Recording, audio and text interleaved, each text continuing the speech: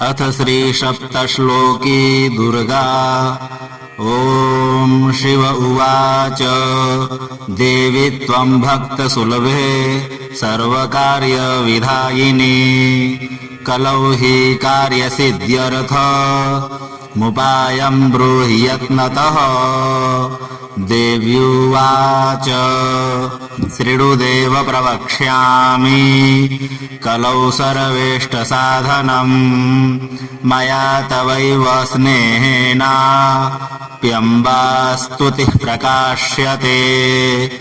विनियोग अस्य श्री दुर्गा सप्तश्लोकी स्तोत्रमन्त्रस्य नारायण ऋषिः अनुष्टुप् छन्दः।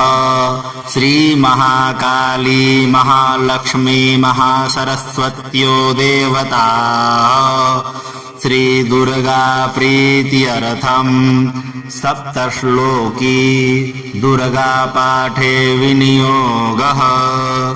ॐ ज्ञानिनामपि चेतांसि देवी भगवती हि सा बलादाकृष्य मोहाय महामाया प्रयच्छति। दुर्गे स्मृता हरसि भीतिमशेषजन्तो स्वस्थै स्मृता मतिमतीव शुभान् ददासि।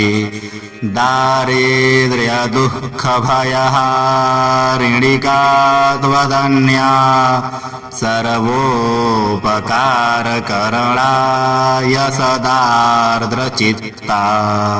सर्वमङ्गलमङ्गल्ये शिवे सर्वार्थसाधिके शरण्ये त्र्यम्बके गौरी नारायणि नमोऽस्तु ते।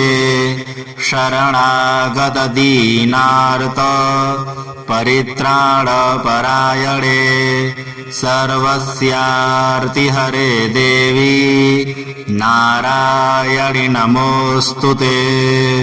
सर्वस्वरूपे सर्वेशे सर्वशक्तिसमन्विते भयेभ्यस्त्राहि नो देवी दुर्गे देवी नमोऽस्तु ते। रोगानशेषानपहंसि तुष्टा रुष्टा तु कामान् सकलानभीष्टान् त्वामाश्रितानान्न विपन्नराणां त्वामाश्रिता ह्याश्रयतां प्रयान्ति।